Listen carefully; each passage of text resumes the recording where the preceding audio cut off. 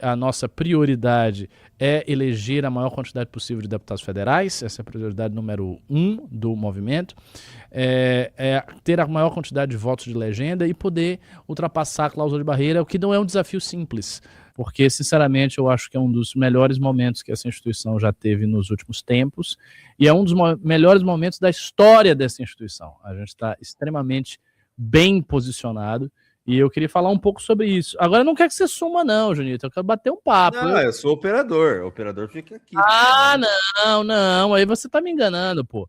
Eu só fiz o news acreditando que ia ter alguém para conversar. Aí me lançaram aqui, eu vou ficar aqui só falando com vocês. Nem o chat eu tô vendo. Eu quero ver o chat. Coloca o chat aí, Heloísa. Heloísa, preciso que você faça duas coisas. Você coloca o chat para o professor Ricardo e você tire esse QR Code que está de fundo. Você clica no Layer 2 ali do VMix, aí no computador do estúdio. Pronto. Isso! Chat vou colocar. Agora, vamos lá. Antes da gente começar, vocês têm muitos brindes hoje. Por favor, entrem, né? Tem um tempo que eu não faço news, então sejam gentis aí comigo e com o Junito e entrem no Valete Plus nessa live. A gente vai estar distribuindo isso aqui, os ecos na estrada, ecos das paredes, esse livretinho aqui, Tratado da Terra do Brasil, e a nova Valete, a Valete aqui com a capa do Donald Trump, a nova doutrina Monroe. Valete essa que eu tenho um texto, eu escrevi um texto nessa Valete, já tinha um tempo que eu não escrevia, está aqui na página 53, um texto sobre o meu mestre Leo Strauss. Leo Strauss lê os árabes, escrevi esse texto, portanto eu quero que vocês leiam, e eu tô com um violino aqui, eu vou fazer uma palhinha para vocês em algum momento, estou com chat, nessa live, olha só, violino novo, fazer uma palhinha em breve, mas eu queria bater um papo com você, Jonito, não suma não. Vamos conversar sobre o momento do MBL, né, que é o meu interesse aqui desse news. Eu acho que a gente está num momento muito precioso, tá sumindo toda hora, agora tá, ok. Várias coisas estão acontecendo de bom pra gente. A primeira coisa tá muito claro que agora a campanha do Renan começou de fato a deslanchar. A gente estava vindo de várias pesquisas em que ele estava meio embolado com os governadores, de vez em quando ele aparecia um pouco acima, de vez em quando ele aparecia um pouco abaixo. Tinha umas pesquisas até que ele apareceu perto do Aldo Rebelo, aquilo não caiu muito bem, estava um negócio meio assim, e parece que definitivamente nós abandonamos esse estágio da pré-campanha. A gente entrou num estágio de consolidação de um terceiro lugar, e eu creio que isso é uma notícia muito auspiciosa, muito importante para todos nós. Por quê? Porque é exatamente aquilo que a gente precisa. Nós precisamos, na pré-campanha, quando começar a campanha, quando começar a exposição mais séria, a gente precisa estar consolidado no terceiro lugar. É isso o que nós precisamos. Consolidado significa que a gente tem que estar afastado para uma margem de distância que não caia na margem de erro de todos os demais candidatos. Então a gente tem que estar numa posição olhando de cima para baixo, Caiado, Zema, qualquer um que esteja lá, né? Qualquer um que esteja nesse cenário. E eu acho que as últimas pesquisas indicaram que a gente está se firmando nessa posição. Então essa é a primeira notícia, é uma notícia muito, muito boa. O motivo disso acontecer, a razão principal disso acontecer é a excelente pré-campanha que o nosso pré-candidato a presidente está fazendo. O Renan tem feito uma pré-campanha muito melhor do que todos os demais pré-candidatos, isso para mim está mais do que evidente. Ele está trabalhando muito nessa pré-campanha, está lutando muito nessa pré-campanha, de um jeito que os outros não estão fazendo, ninguém está fazendo isso, essa é a verdade, ninguém está fazendo isso. Ele fazer isso a essa altura do campeonato, com uma distância de vários meses da eleição, nos coloca numa posição diferenciada no meio do jogo. Veja, a gente não pode esquecer que quando for ter a campanha, nós vamos enfrentar o poderio econômico de partidos que tenham acesso a muitos milhões no fundo partidário. Isto não vai ser uma coisa simples, esses partidos têm muita grana, nós não temos praticamente nada de grana, então a gente tem que já tirar a diferença a partir daí. Então a gente já precisa tirar a diferença nesse início e a gente está fazendo isso muito bem. Então essa é a primeira notícia aqui que eu queria afirmar. A segunda notícia que nos coloca numa posição muito legal é o que está acontecendo com os governadores. As campanhas dos governadores também estão indo muito bem. Nós estamos vendo aí governadores nossos pontuarem 5%, 4%, 5%. Kim Kataguiri, que ainda aparece como pré-candidato ao governo de São Paulo, pontuando 7%, 8%, 6%.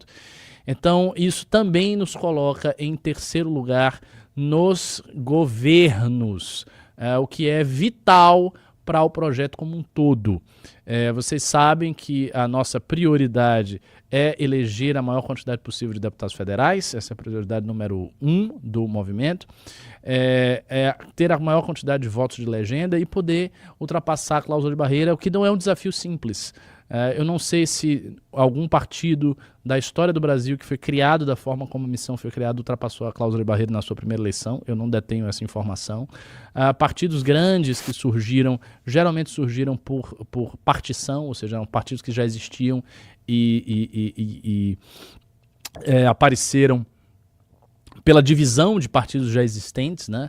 E aí sim, talvez eles tenham já ultrapassado essas cláusulas assim que foram criados, mas um partido criado como a missão foi criado para ultrapassar a cláusula de barreira da primeira vez é coisa rara, é coisa muito rara e é isso que a gente tem que buscar.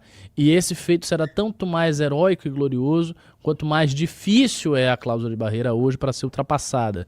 Nós estamos falando aí de uma cláusula que é hoje muito alta, salvo engano são 13 deputados federais ou 2,5% de votos em 9 colégios eleitorais e totalizando também 2 milhões ou 2,5 milhões de votos, 2,5 milhões de votos em todo o Brasil. É muito voto, mas eu digo a vocês com muita sinceridade, com muita confiança, do jeito que a pré-campanha do Renan está se desenvolvendo, se ele conseguir manter um ritmo de crescimento regular, um ritmo de crescimento consistente, é possível sim, é possível fazer isso e é possível, portanto, tornar já na primeira eleição a missão um partido perfeitamente competitivo com todos os outros partidos que estão aí disputando eleições no Brasil. Sabe, o tanto que isso abre em termos de possibilidade de crescimento, assim, não dá nem para descrever. Nós estamos falando também, terceira coisa que eu queria salientar aqui, está aparecendo muita gente nova por conta das pré-candidaturas todas, muita gente que eu nem sabia que era do MBL, pessoas que eu nem conheço, na verdade, estão aparecendo aí, pipocando. Claro, esses são candidatos, muitos deles de primeira viagem, não são necessariamente candidatos grandes, não são necessariamente candidatos que tenham uma base eleitoral já consolidada, não são. Porém, nós temos a chance de consolidar estes candidatos.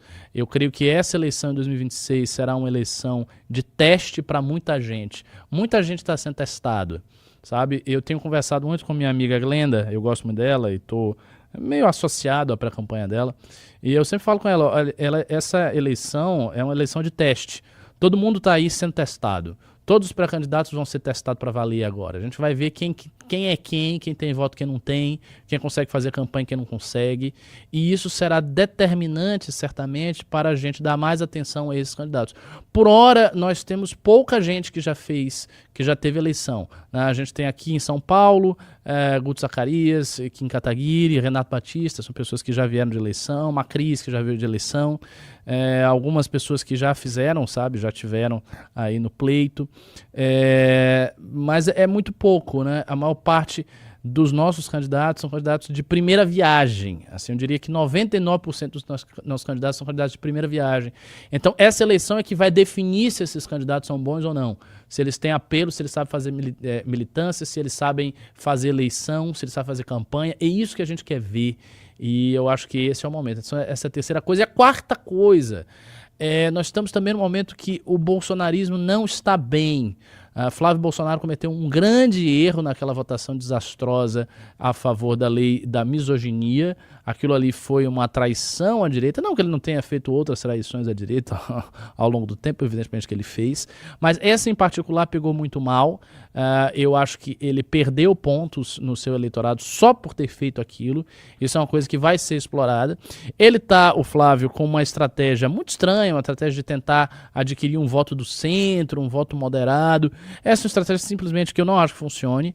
E ele tá indo para essa estratégia, ele tá metendo o pé na jaca, e isso é muito bom. Isso é muito bom. É muito bom que o Flávio não esteja bem. Então, é isso que eu tenho a dizer em resumo, e aqui eu posso, claro, explorar junto com o Junito as várias possibilidades que eu lancei aí. Você ainda não se inscreveu, deu o like e ativou o sininho? Você tá louco?